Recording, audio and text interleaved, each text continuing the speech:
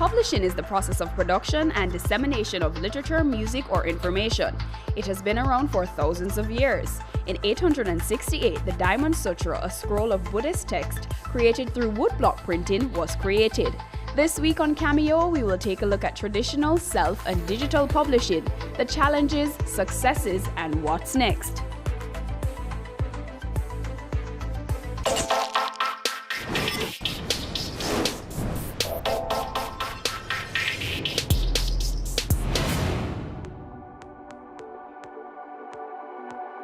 Randall Publishers Limited has been publishing quality books on and about the Caribbean since 1991, and they're based right here in Kingston, Jamaica. I had a sit down with the managing director, Christine Randall.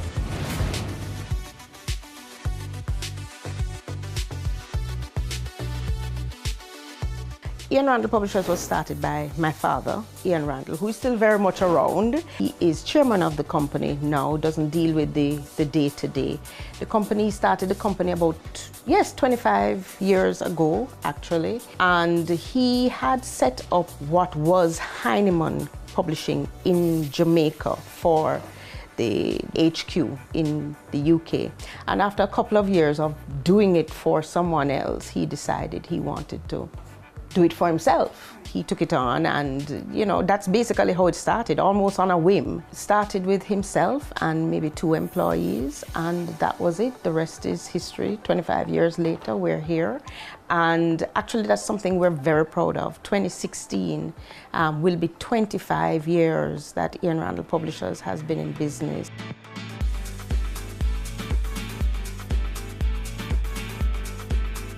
Book publishing it's really quite simple. Generally speaking, it is a management process almost. Somebody comes to us with an idea for a book, and we say, we look at it, we consider it, we review it, and we say, yes, we think it's a good idea. And the actual process of what we do is we turn ideas into books that sell, whether it's a hard copy book or a digital book. The process of what we do is very much the same. In terms of what we actually do, the publishing process itself has, 3 major components: editorial, production, and marketing and sales. So we have editorial, which deals with the content and rigorously ensuring that the content is as accurate, both in terms of fact as well as grammar. You have the production, which is the laying out of it and the actual producing of the book.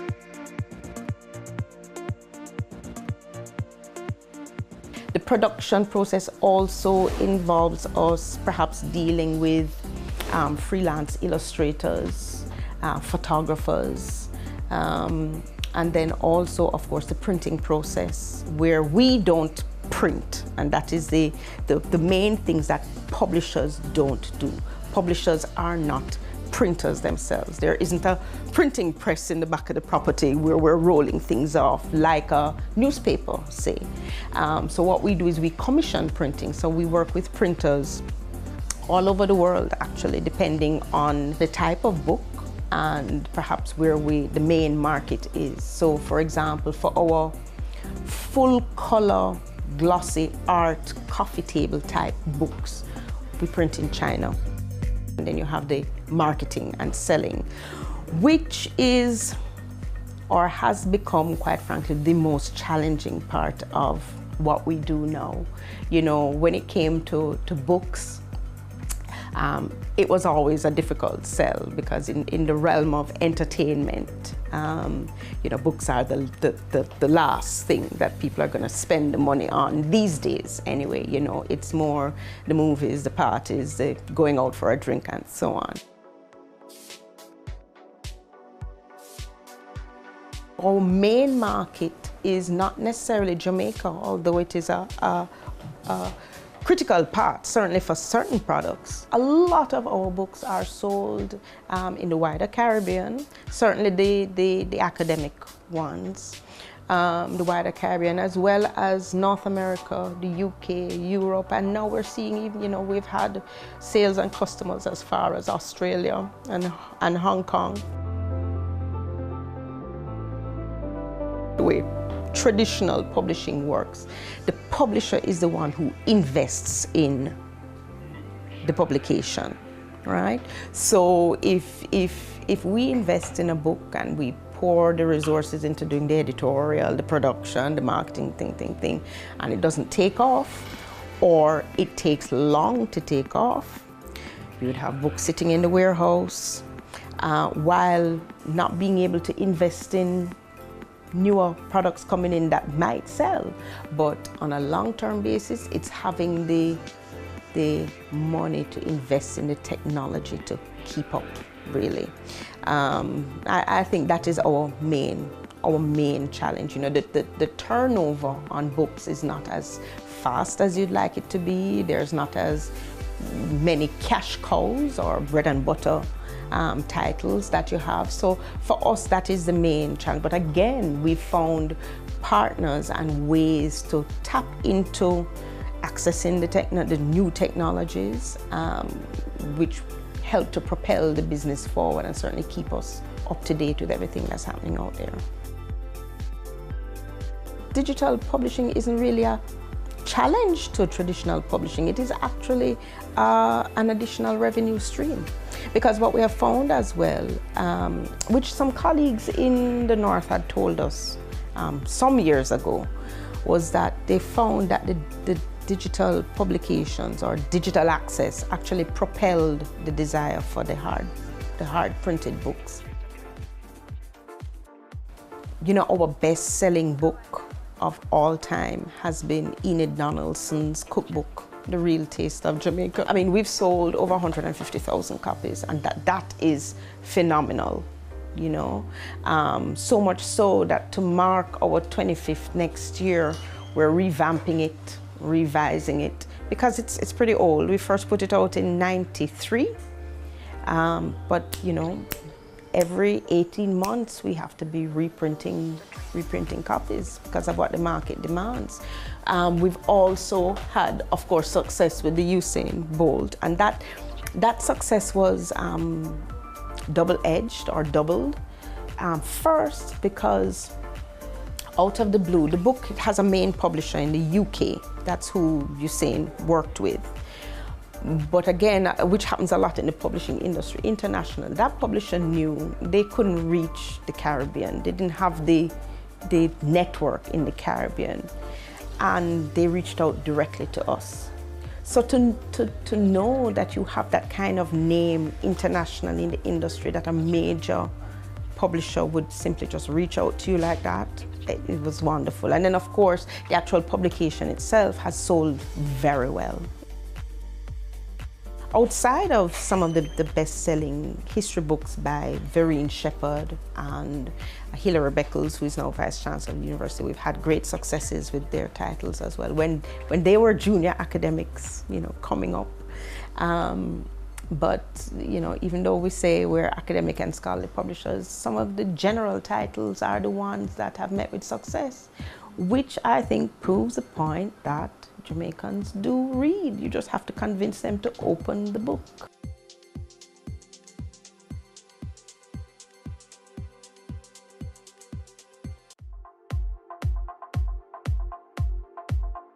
Digital publishing is now a big deal. Tyrone Wilson of eMedia Interactive talks to us.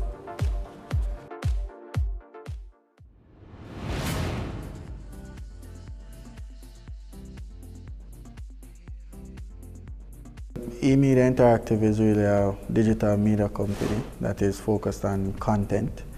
We started in 2008 really as a publisher for digital magazines. But since the company has evolved, you know, offering digital magazines, but of course our creative agency, where we work on a lot of branded campaigns for companies. We also started the region's first online TV network, iView TV, in addition to recently launching a Digital Creative Institute.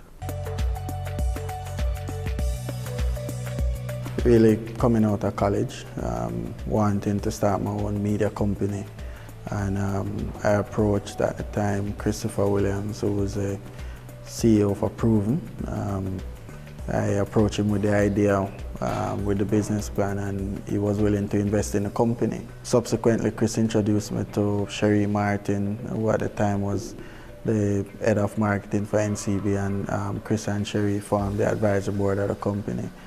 Chris invested a couple $1 million there to get me started, and that's really how the company got off the ground. Since then, we started out with just our publication, Your Money Easy, which is really entrepreneurship, innovation, and technology.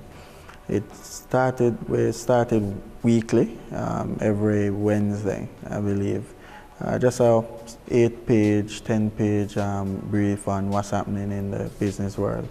And Your Money evolved into a monthly publication of about 30, 40 pages digitally.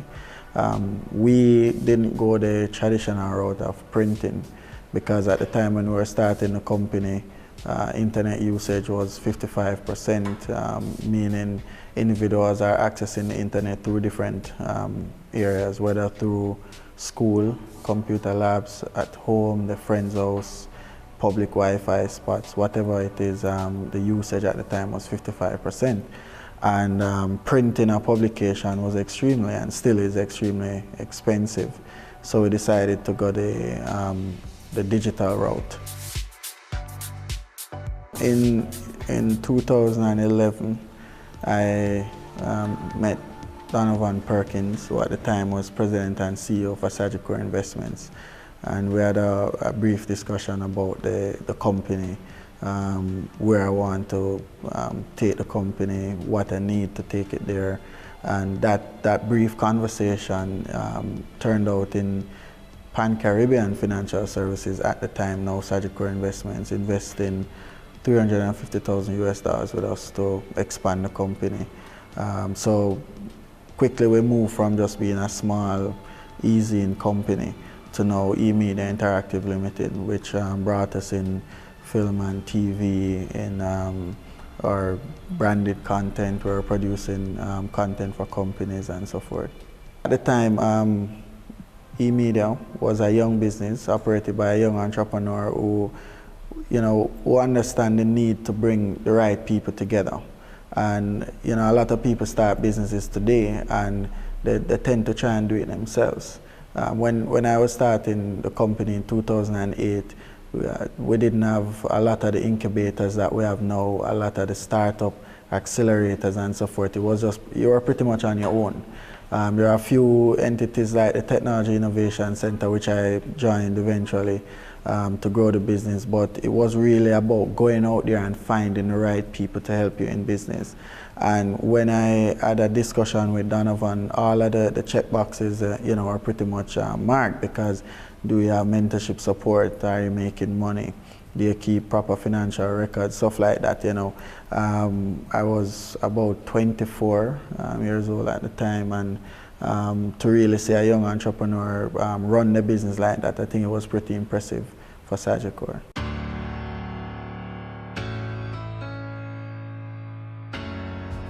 The lines in terms of digital publishing and traditional publishing, as the line is blurred right now. I think it's just really publishing, and whatever the platform that you undertake. When we started doing our magazines, it was just pretty much digital, and we got a lot of attention about being a pioneer in digital and taking on this new industry. But technology has changed tremendously. In 2008, when I started up, it was really the BlackBerry. Now you have iPhone that has taken all of that market share, and you have Android, who along with Samsung has taken up a large market share also. And what has happened is that it's no longer just putting your magazine online on a website. It's building an app, being a part of a digital store. It's a lot more than just really putting your magazine on a website. And then print, we thought print, the trends were leaning to the fact that print is dead. But I think we've been proven wrong where that is concerned. It's really publishing has evolved. It's not just print, but it's also digital. It's not just website, but it's also apps and so forth. Our team is about 13 full-time, and we have a lot of people that work with on freelance or contract. Predominantly a creative team. Or we have our creative director, Zinze, who really works, whether it's video or it's print, photography, whatever it is, she works with the team to execute. We're very strong in video. Video is one of our most successful line of business. So whether it is a commercial or a documentary or a TV show like The Innovators that we produced this season, or our own TV shows like Squaddy and so forth. So our team is built like that. It's in-house. We own our own equipment or resources and so forth. And what you find is that we're very nimble. And we do a lot of production on a weekly basis as a result. That's really our team structure, one of the best creative teams to work with. We've had many successes, too much to count. But as a business, in terms of our milestone, one of the first successes is really to launch the business. The second is to attract the funding from an institutional investor like Sagicor. It's very big for us. Third is to put together a board of directors chaired by Richard Biles. That's really big for us too, as a company. To have individuals like Richard, Sandra Glasgow, Cherie, Paris, who are very busy, very successful, but take time out to work with me and the media team to build a company. When we talk about products, just our competence in video, being able to launch our creative agency in a very competitive space. It's controlled by the larger ad agencies and so forth, but we've been able to infiltrate that space nicely and work with some of the biggest brands. Whether it's Sagicor, whether it's BCIC, BBC, when they're here in Jamaica, they work with us. Virgin through the Branson Center, NCB, Scotia. We've worked with some of the biggest brands in Jamaica. Our immediate plan is to really continue to build the business. We have a lot of different areas that we exist in. Our agency, we have some big plans for that coming up. The key is to really focus on the agency and build it. But we're also involved in film and TV. Working on a couple films, we're working on some TV content, and those will be game changers. We also recently just started in our creative school, and that's something we want to continue to build. So we're just really focused on growing the business. One of our longer term plan is to really list the company on the stock exchange, but I think we're inching closer to that with some of the plans that are in place right now. Anything you'd like to add? Nope.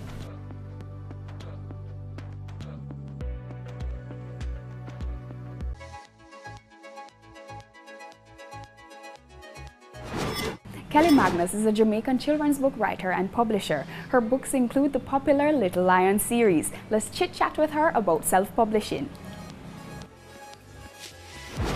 I'm a retired or recovering consultant. I started out having a traditional corporate career. So I worked in media strategy in New York for PricewaterhouseCoopers. And I came home 1 year on vacation, and my niece was about 7 or 8 at the time. And she was all caught up in these American characters, Dora the Explorer and Powerpuff Girls. And I noticed that she had no Jamaican references. So she was very attached to these characters, and none of them was Jamaican. And I was very concerned and asked her what was she reading that was Jamaican, and she said nothing. And I said, why? And she said, well, what should I be reading? And we came to a bookstore, and I was horrified by how few children's books there were, Jamaican children's books, and more horrified by what they looked like. They just didn't seem very fun or appealing. And my niece is very feisty, so she said, well, you're a writer, why don't you do something about it? And so I wrote the first kids' book, Little Lion Goes to School, and that was 12 years ago, and I've kind of stuck with it since then. So I think the most important thing in self-publishing is understanding that it's a business. I tell people all the time, writing is an art, but publishing is a business. And the challenge with self-publishing is that you have to be good at both, and not a lot of people are naturally or have the time or the resources to become good at both. But when you decide to self-publish, you are taking on all the responsibility to play all the roles that a traditional publisher would play. So you are going to take on responsibility for getting your book edited, you're going to take on the responsibility of getting it designed and illustrated, clearing all the rights if there are rights that need to be cleared, managing the production process, so liaising with your printer or with your ebook converter, getting it into a distribution space or spaces, and then taking on the responsibility for marketing the book so that people can know that your precious book actually exists. And that's a lot of work, and it's like a minefield of challenges. So self-publishing can be great because if it works well, the monetary rewards are higher, but the risks are also a lot higher. We have a very small publishing industry. We have a handful of publishing houses that publish books other than textbooks. And so your options for getting taken on by a traditional publisher are, to be honest, quite slim. It's even more slim outside of Jamaica because in the major metropolitan markets, getting published means usually going through an agent. So you have to first get an agent who likes your work and they represent your work to a traditional publisher. And that process is difficult and it can be incredibly time-consuming, and it's laden with rejection. So you have to have a very thick skin, and there are a lot of people who understandably don't want to go through that challenge. On the flip side, we now live in a time where the options for getting your book out to market quickly are plentiful. So the biggest reason to do it is because it's easier. You're not going to hear a no, and you can have a book on the market in a fraction of the time that it would take you to get it done through a traditional publishing house.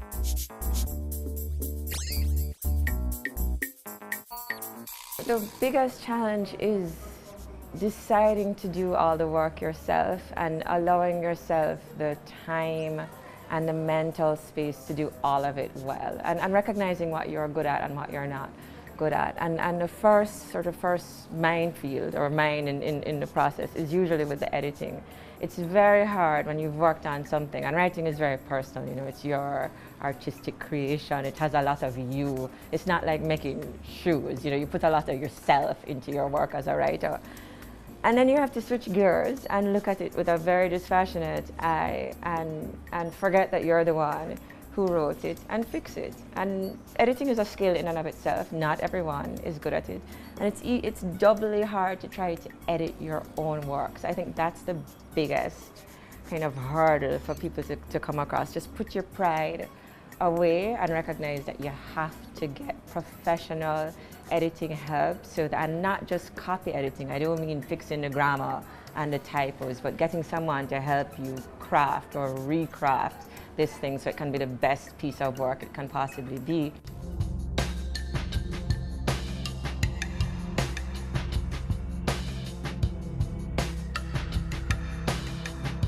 Self-publishing can be costly. If we're not just talking about straight to digital through a lot of the opportunities that there are now, but if you're putting a book in print, it can be costly, and sometimes people don't do that analysis up front and think about how much money it's going to cost them to put the book out in a cost-effective way, how much they're going to have to spend on marketing. And if you don't plan all that out, if you don't think about your book as a product up front, the money adds up very quickly.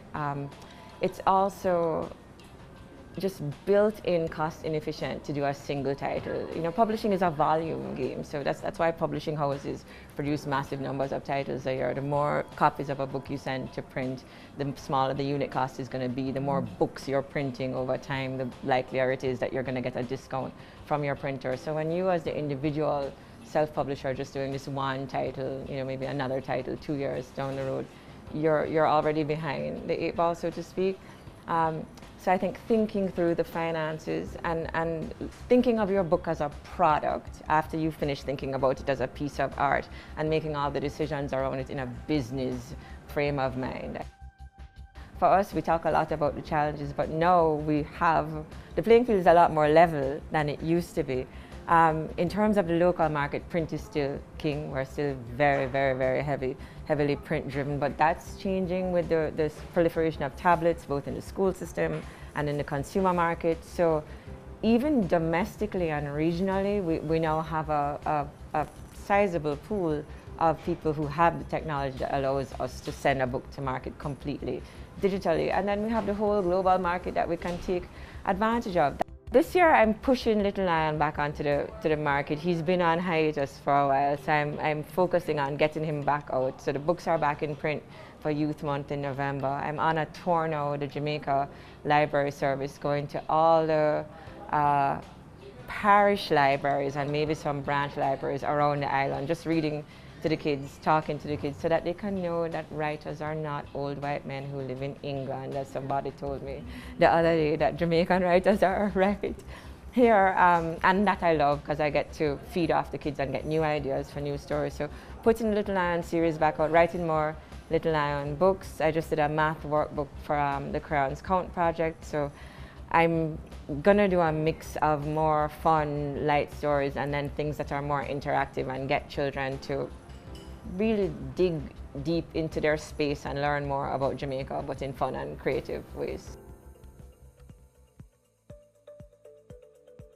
Well, Little Lion goes to school. I think last time we checked, it was the Caribbean children's book that sold the most in Jamaica, so I'm very happy with that. It's in its 4th printing now. I published it myself because when I wrote it, I was living in the States, and I shopped the story around to some publishers, and I got good feedback. Oh, we like the story, but I don't really want a Rastafarian child. You know, can you make him, in Little Lion Goes to School, he's teased because he's different. And I actually had a publisher say to me, you know, we understand that you want him to be different, so could you make him blind? You know, I just said, no, I'm not making him blind. That's not what the story is about. He's this little Jamaican boy. But I self-published it because I didn't really want to dilute my idea based on negative feedback from people who I didn't think understood the kinds of readers I was writing for. And 2, because I felt very strongly that there was a market, and I wanted to have a book out that looked and felt like the world I grew up in and that the children in my family were growing up in. And the response to it has been really, really positive. I've done a lot of different things. Professionally, I'm proud of the work I've done in my corporate career, but there is nothing I have done that gives me as much joy as letters I get from little children saying that they love the book.